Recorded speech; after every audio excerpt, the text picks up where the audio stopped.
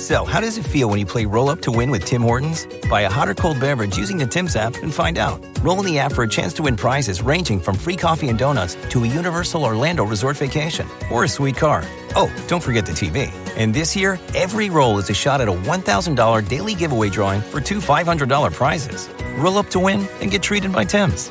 No purchase necessary. Account registration required. 50 U.S. and D.C. 18 plus entered by 4/2/23. See rules at rolluptowin.com for free entry or full details. Void in Florida and where prohibited.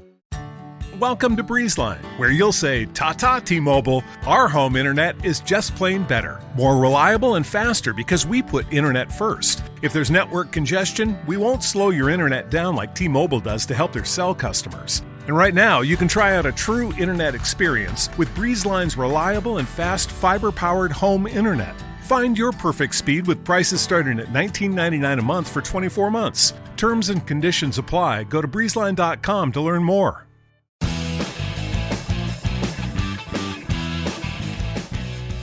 Hello and welcome to SEO 101 on WMR.FM, episode number 448.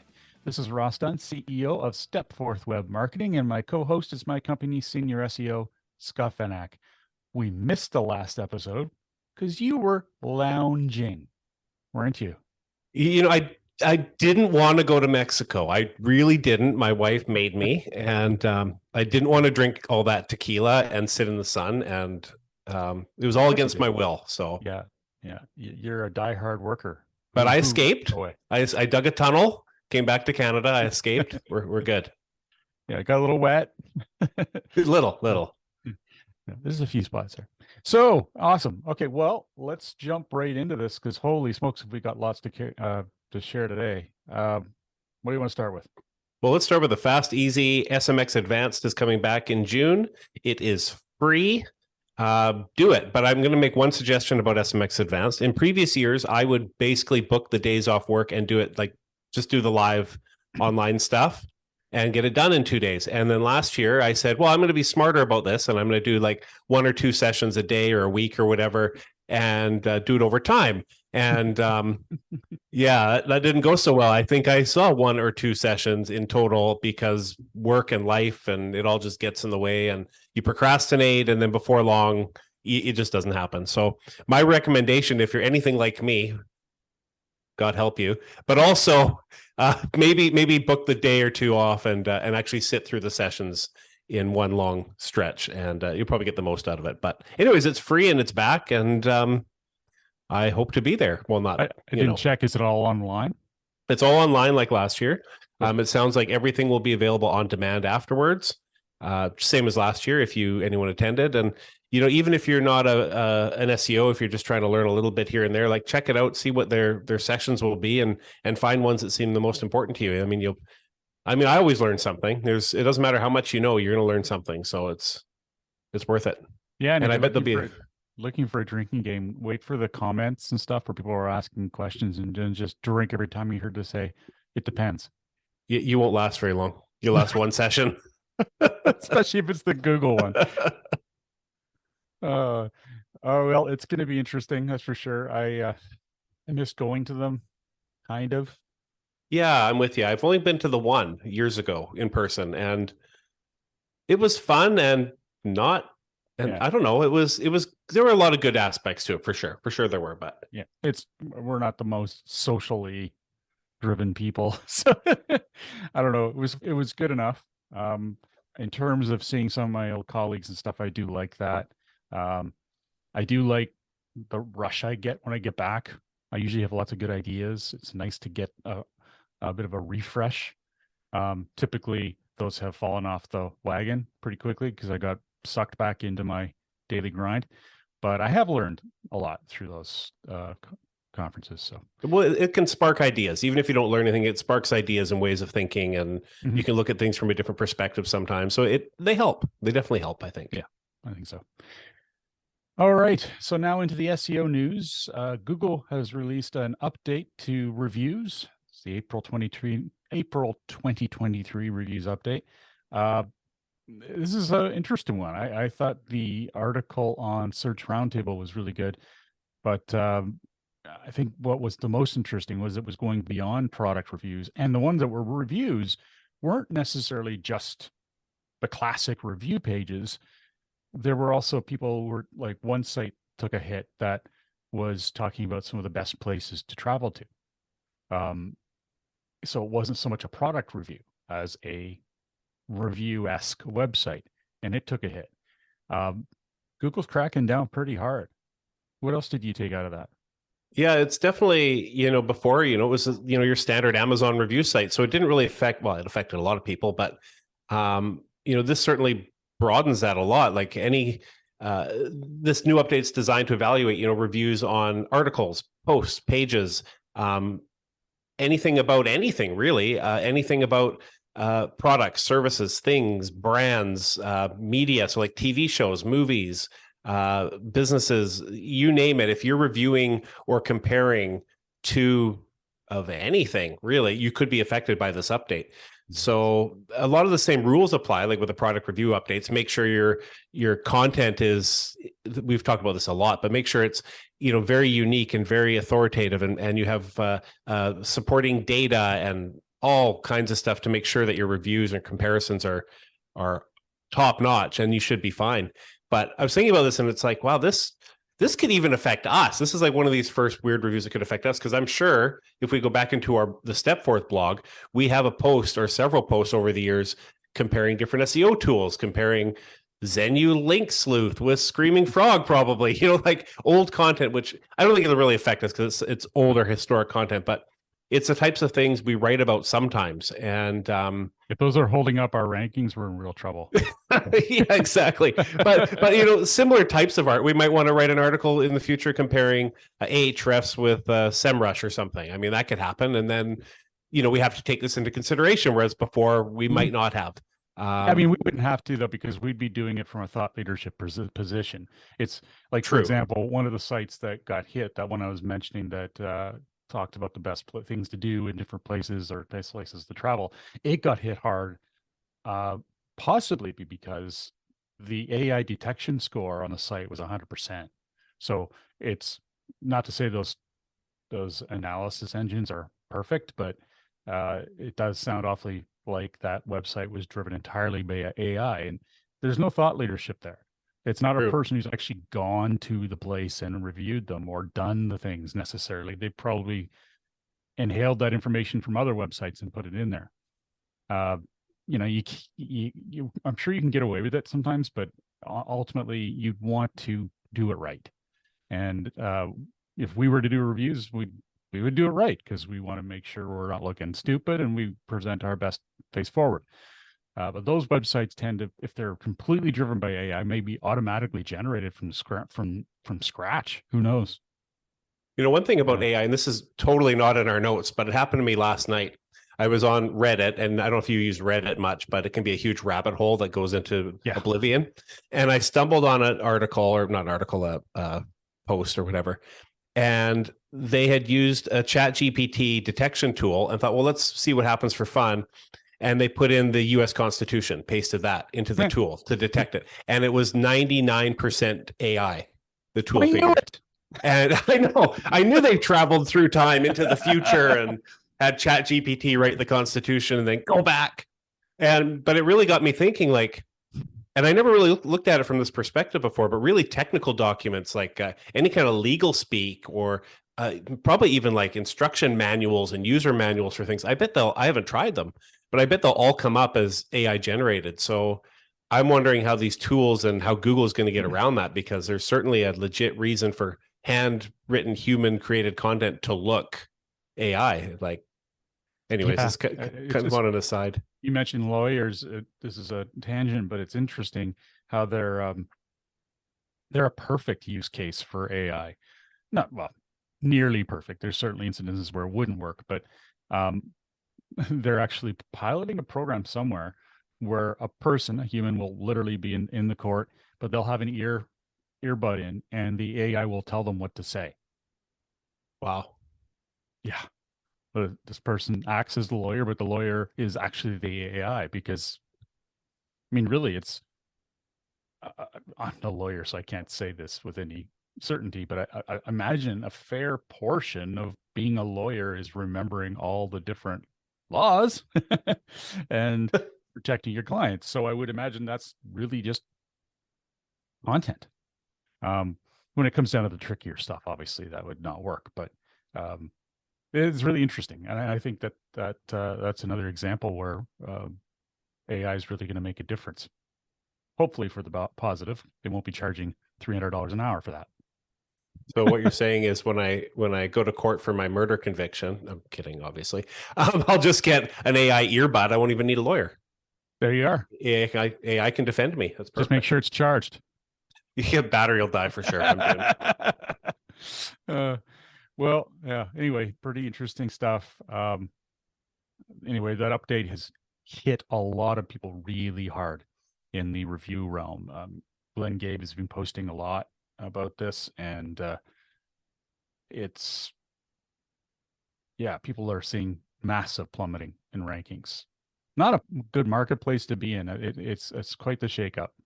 It's been a long haul of positive results over the years, so I imagine it's so rife with people that were doing crap that a lot of money is being lost. On the flip side to that, though, I'm assuming there are a lot of people out there as well who do a good job and are being very handsomely rewarded for this as well. True. And so the people that really put in the effort, they're laughing right now. And it's one of the things I love about how we do our work for SEO. We don't like to do the tricks, the stuff that is going to get in Google's way and really doesn't follow their guidelines.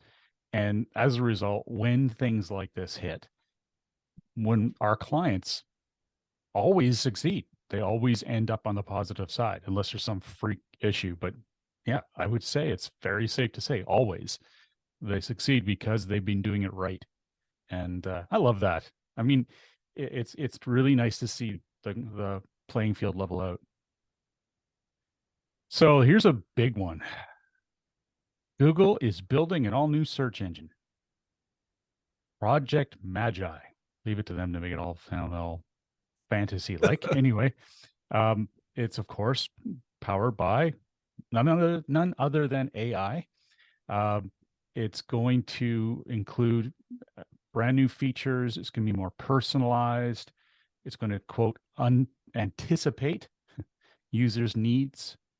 We'll see about that. Bing is certainly doing a lot of that right now, and we'll talk about that next, actually. There is no timeline for release. It's in its early stages, and you can bet your bottom dollar that whatever's released is going to be released in careful stages. I was talking to Scott before this. We were discussing how this could change our industry, and we'll talk more about that too. But they're going to have to be careful. There's a lot of shareholders, out there that are going to feel this if they don't do it right. I can't even imagine how badly they could screw this up. So what were some of the other parts of this project that are going to be included, Scott? Well, I don't know. There were some new projects on the go, and I don't know if they're actually going to be included as part of this, or these are other side projects that Google has on the go. Gotcha. But they do, they're working on Google Earth mapping technology changes, utilizing AI with that, and using AI to search for music through a conversation with a chatbot. A project called, I'm going to say Jiffy or Giphy, if you will, GIFI. I know that's a long debate. How do you pronounce that? But anyways, this project would use AI to generate images in Google image results, which kind of is interesting. You do an image search. Are you just going to get AI generated images randomly in the result live, real time? That could be good or bad. I don't know how I think about that yet. Could be interesting for sure. They have another project on the go called Tivoli Tutor. Tivoli, maybe Tivoli. Tivoli. Whatever. Tivoli. Yeah. It would teach users a new language through open-ended AI text conversations, which that could be pretty cool. I'm curious to see how that goes. And then there's Search Along, which would also let users ask chatbot questions while surfing the web through Chrome. Just all neat features that, who knows? Maybe these will be incorporated into the new search engine. Maybe these will be incorporated into the current search, or there'll be standalone applications or plugins or extensions. Who knows? But just some stuff Google's working on. And it's alarming reading about predictions from pretty smart people in our industry that have more time to think about this than I do. They're predicting that AI is going to completely change the landscape of SEO in a different, in more so than we ever thought. Like, because it will be so personalized search, we won't see the classic listings, and it's going to be so personally driven that it's going to be very difficult to have any influence over them. So SEO, it's going to take a real hit. It's going to have to be re-engineered how we do SEO, and I'm okay with that. I love change to a degree, but boy, we're going to have to be we're in the hot seat, man. This is going to be very interesting how this is going to play out. As it is, I'm trying to drive all you guys in-house here to use some new technologies to take us to the next level for some of our existing clients who are finding it more competitive. But this is going to be, again, next level. It's fascinating and a little spooky at the same time. I don't know. Did you have any thoughts on where this might go? You know what? It's hard to predict, especially because they don't have a timeline. But I feel like we are going to see the major changes within the next couple of years anyways. I don't know how fast they can roll something like this out. It's a pretty big deal. Mm-hmm. I am curious because I couldn't find any clear definition here if this project will be a standalone separate search engine or ultimately a replacement for what we see currently at Google. Will they run side by side, or is it going to be this is all in at some point? I kind of suspect they'll run it on its own maybe for a few years and then it'll just take over completely. So maybe sense. Maybe there'll be some buffer there where, we can lean on the old while we adapt to the new. I don't know. It's hard to say, but I love and hate it at the same time, Well, and because they have to follow so many more legal limitations there and shareholder limitations, they're going to be slower to innovate. They're going to struggle to innovate, even though they got all the minds there over these smaller startups. So I'd say it's almost as certain as it can be that the search engine landscape will be much more competitive. There's going to be many more search engines that we're all going to have to use for more specific what's the word for it? I consider them as different tools. One of them might be like an Ancestry that's focused entirely on history. Another one might be focused entirely on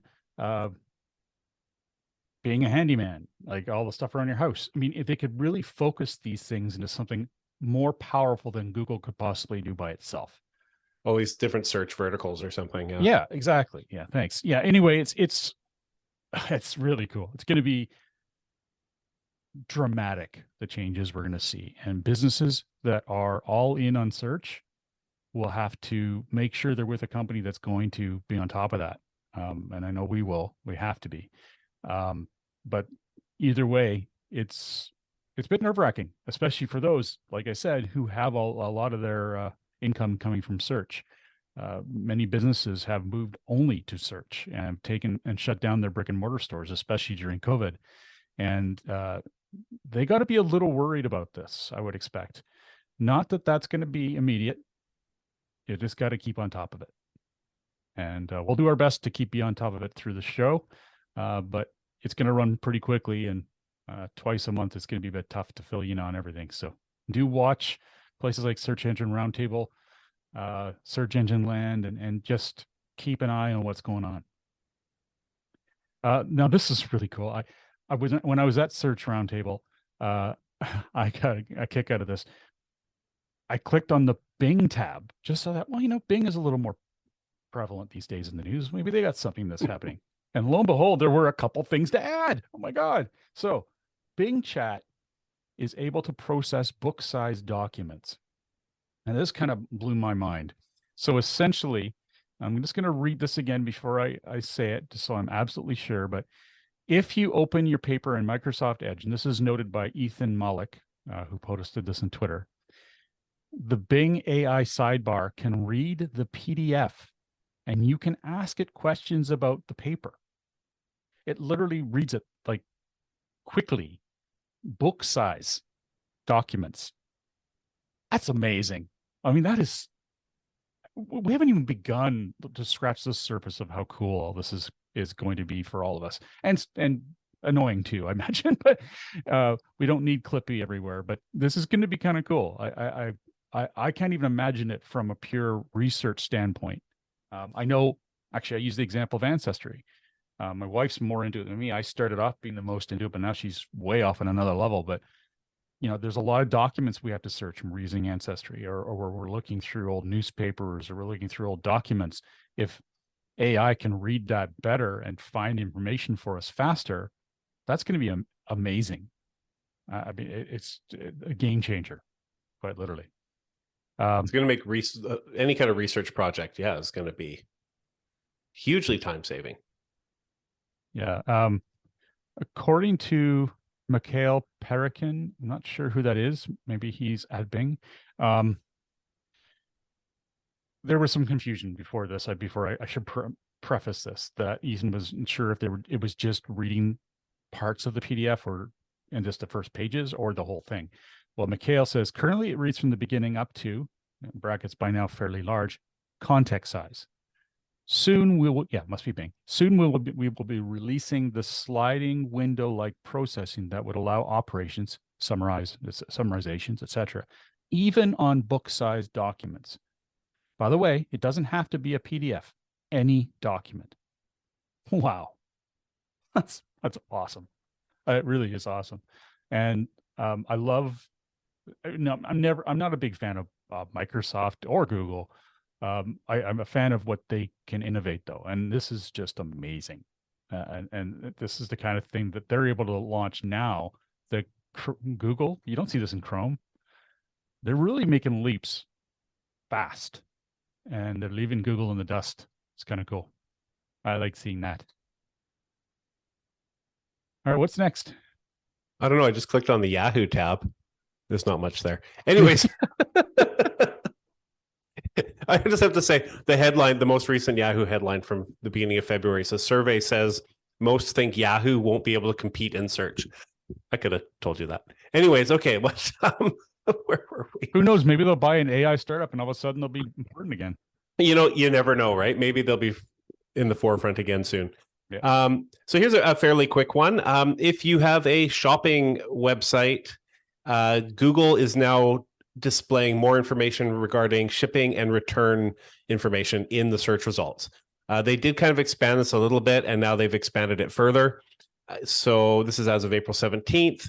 Shipping and return information in search results are starting to appear, and it is in the US only, of course, right? If you want to be included in this, you just have to include shipping details, the shipping details property in your structured markup under offers. And if you don't have it, you will see it as a warning in Search Console starting on the 17th of April. So that might start to show up as a warning. It doesn't mean your products won't be displayed anymore. It just means you won't have that extra information appearing. So, pretty straightforward stuff, but something to be aware of. Add shipping details markup. Well, it is a part of the sales process. They're wise to include that. So that's great. I find it exceedingly frustrating. In fact, there's a tool we use called Lucky Orange occasionally for looking at content on a site to see whether or not it's, the conversion elements of it, watching playthroughs of people's their mouse as they go over the page. Anyway, one of the things is it tracks our rage clicks. And I would say that for me, a rage click is when I'm trying to find that price of shipping. I mean, they should just have a calculator somewhere I can just put in my postal code and find out if it's worthwhile. You mean you don't want to go through the whole cart process and add all your information and billing information and credit card information and then find out what you have to pay for shipping? Well, why don't you like it that way? Yeah, I know, right? What is it? Like easily 50% of the time they ask you for all that contact info before you find out shipping. And I'm like, no, I don't want to do that. I do get the zip code or postal code, sure, because they need to know where it's going, but that should be enough, right? Yeah, it should be. Exactly. And I think it is enough, honestly. They're just trying to get the rest of it so they can send you spam. Actually, when you click on the button every time that says, so-and-so wants to know your location, do you allow or disallow? Just clicking allow should be enough to have them Give you accurate shipping information. Well, depending if you want to ship to where you are. Yes. Oh, fair enough. Yeah. All right. Well, let's take a quick break. And when we come back, we're going to talk about Google and video. SEO 101 will be back right after recess.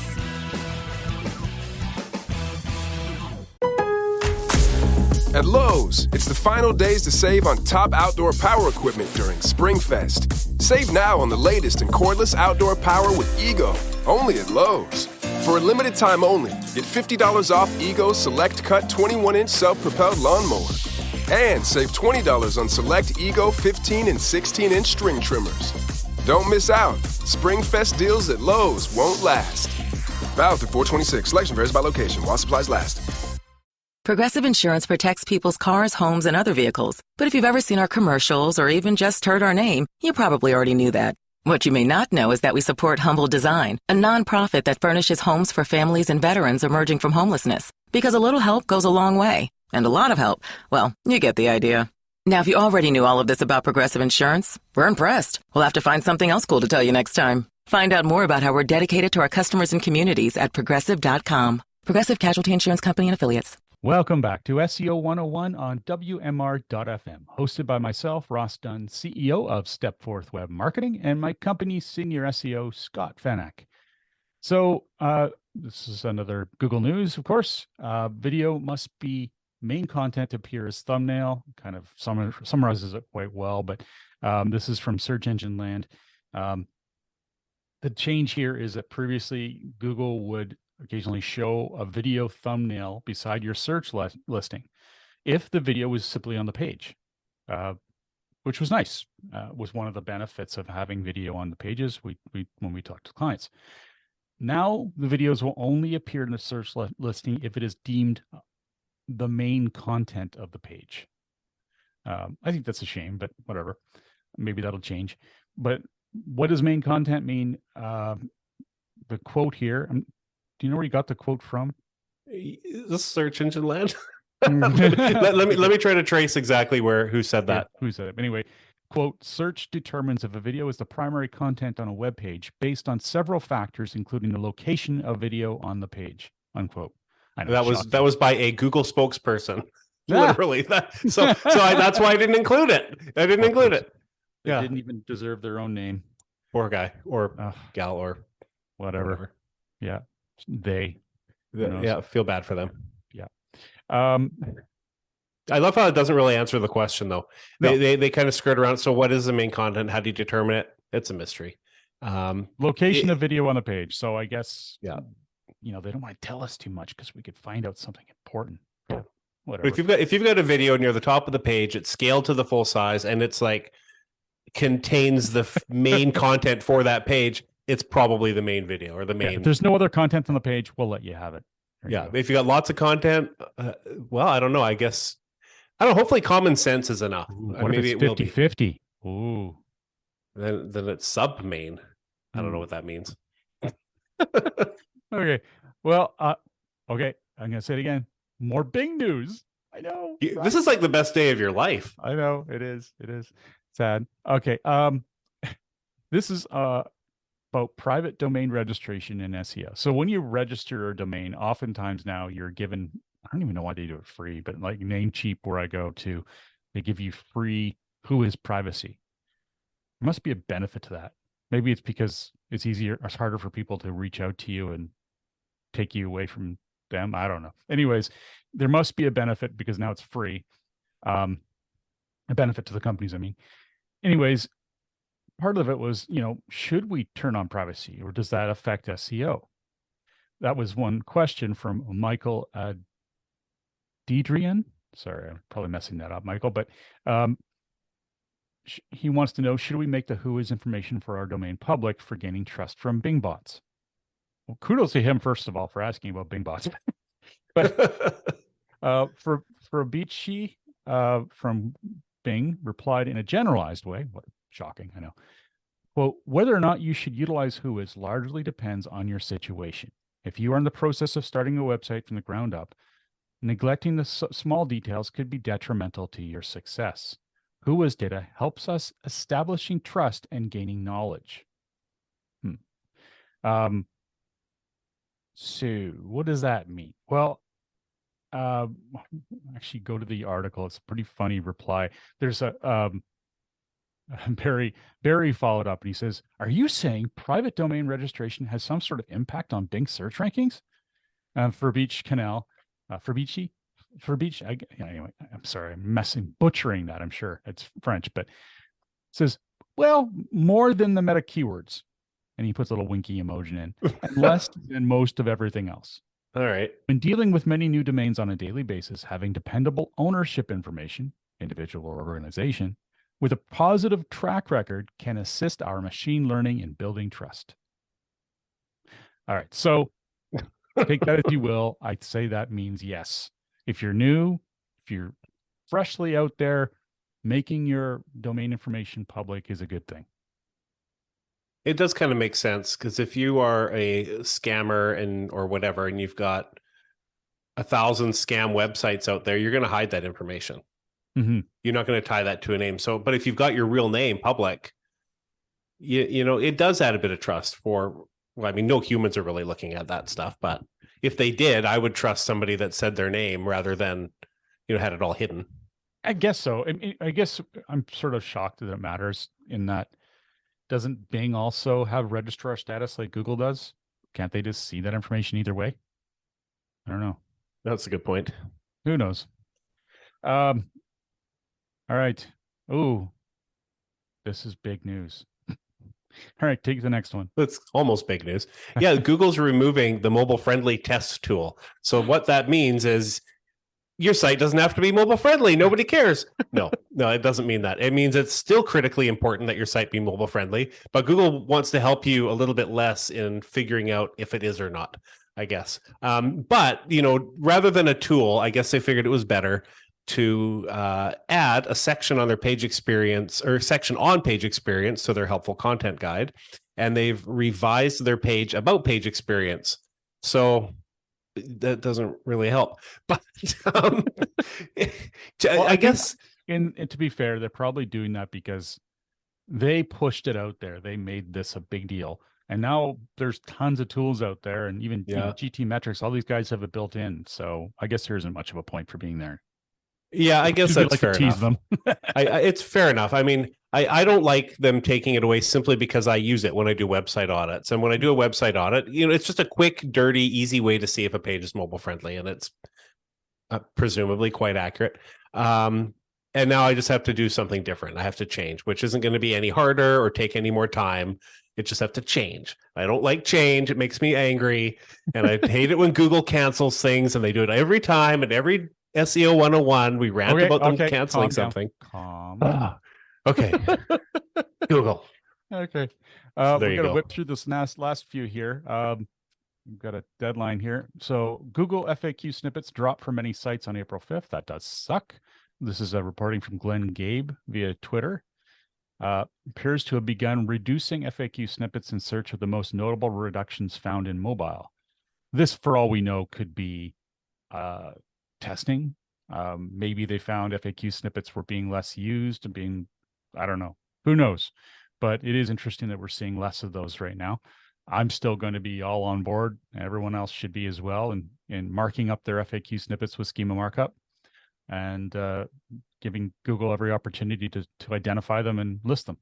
Keep it up. And this I found funny. Google Web Spam.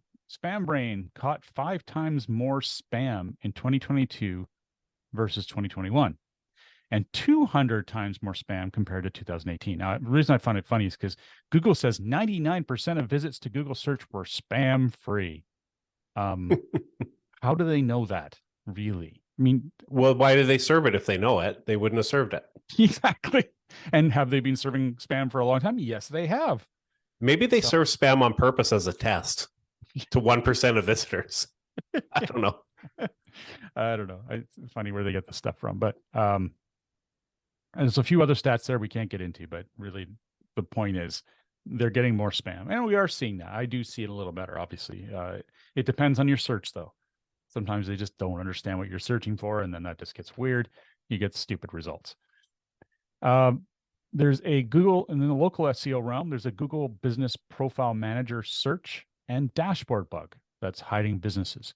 Now, the quick and the short of this is, if you're using your Google Business Profile Manager to manage your locations plural, that's the only reason you'd be using it. Don't bother anymore. Just go to the business, search the business name in Google search, and you'll find them. And if you've got the rights to edit, that'll appear. Boom, done. You don't need to use Google Business Profile Manager anymore. The news here, though, is if you are, sometimes things are being hidden, even though you do have the rights to use it. And it's just because it's being deprecated. Clearly, Google Business Profiles are not, like, the manager is not getting any updates and troubleshooting anymore. It's just going by the wayside.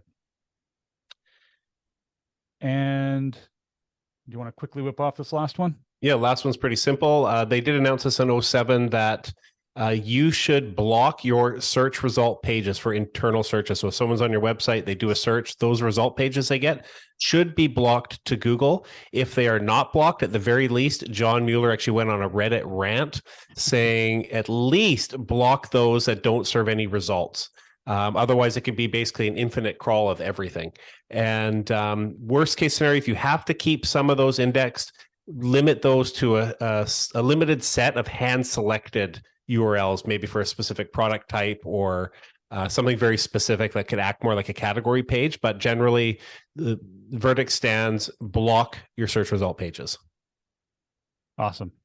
Yeah, and I can only, it's funny, this Google, or John went on a rant. I'm surprised he's not on rants all the time. The stuff he must have to deal with. It's just, yeah.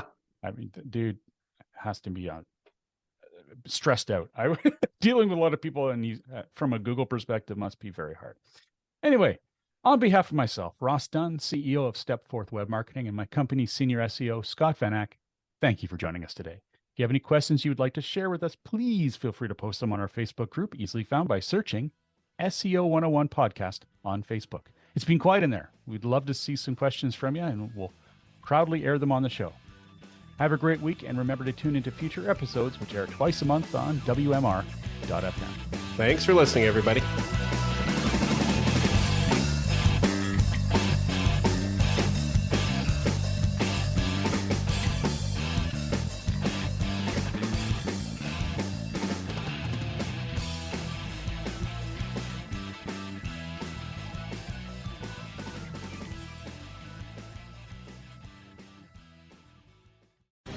The opinions expressed on this CannabisRadio.com program are those of the guests and hosts and do not necessarily reflect those of the staff and management of CannabisRadio.com.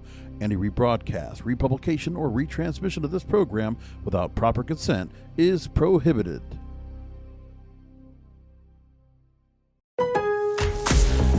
Save big on select major kitchen appliances at Lowe's. Get up to an additional $300 off when you spend $1,996 or more on a qualifying major kitchen appliance. And get free delivery and installation when you spend $599 or more. Get Hisense major appliances and their exclusive 2-year warranty on parts and labor only at Lowe's. Exclusions apply. See Lowe's.com for details. Offer ends 4/26.